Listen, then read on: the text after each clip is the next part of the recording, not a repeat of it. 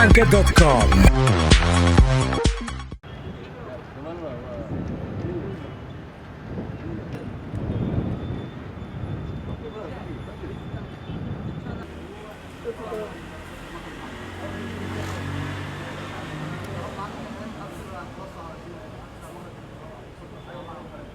When was your first one?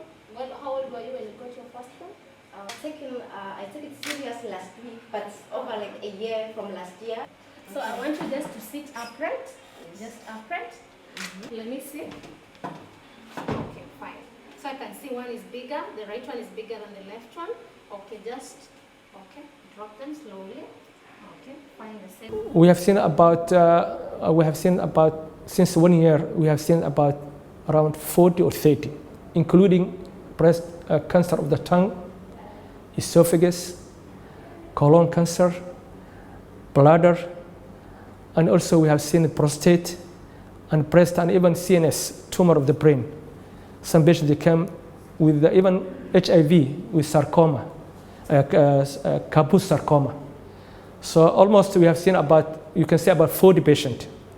But unfortunately, after they came the diagnosis and go through, they disappear because of there's a lot of obstacles. So I've seen about 40 patients average.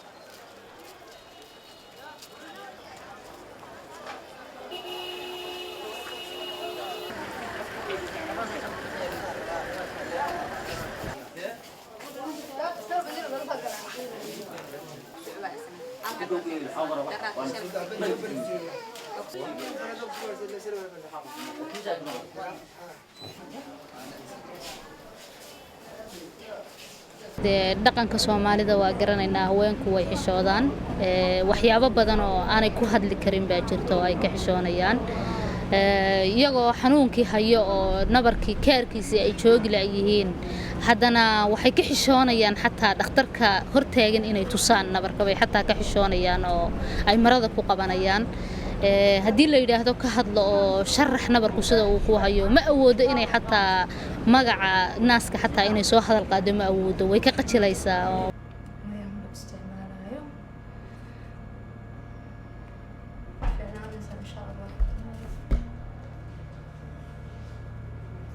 If the mother or the sister they have lump, they hide. They don't tell to their husband.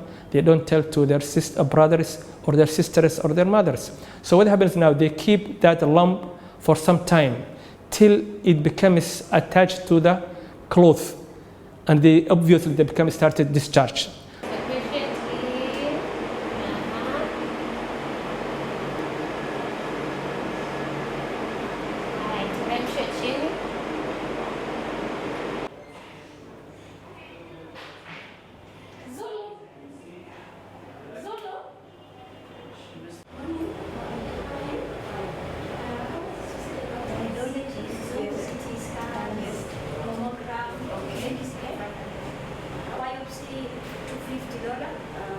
The awareness is really low.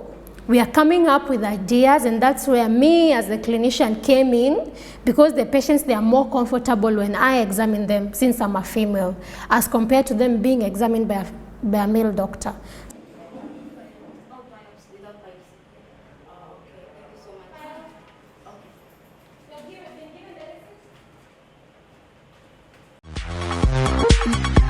calanka.com.